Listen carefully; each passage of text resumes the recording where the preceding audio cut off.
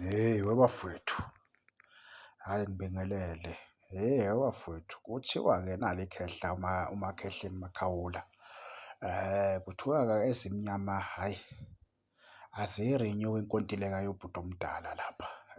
Ubhuti omdala umakhehleni zithiwa, hhayi, bayamkhulula naye, bayamkhulula kuthiwa akabona amadlela aluhlaza.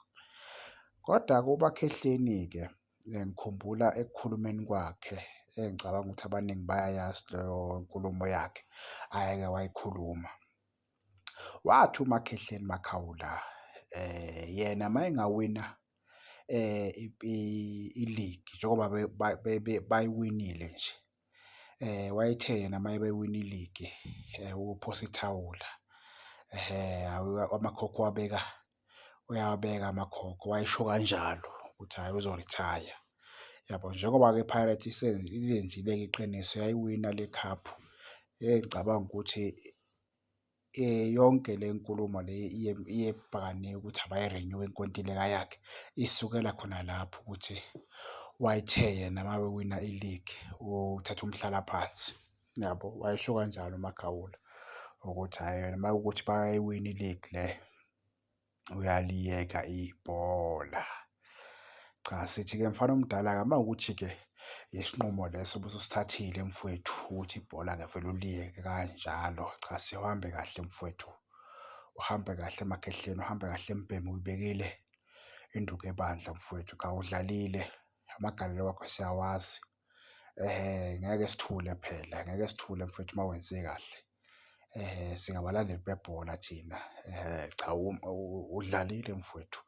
Ngicabanga ukuthi ikhaphu oshode ngayo manje kwi-P_S_L bekuyikhefu, ya bekuyikhefu.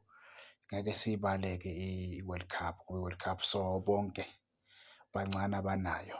Ya, so nje engingasho ukuthi ikhaphu osuke washoda ngayo nje manje ekugcineni kube yikhefu mfowethu, kodwa hhayi akusenani, akusenani mfowethu, ibhola ulidlalile. Iy'ngane ngifisa ngathi zingabuka okuhle kuwena, yabo, ingabuka okuhle kuwena mfowethu. Udlalile impela Makhehleni, siyawazi amagalelo akho mfowethu, ngeke siwagweme noma ngeke sigwame nawo mfowethu. Sithi cha, akukho okuhle okwenzile.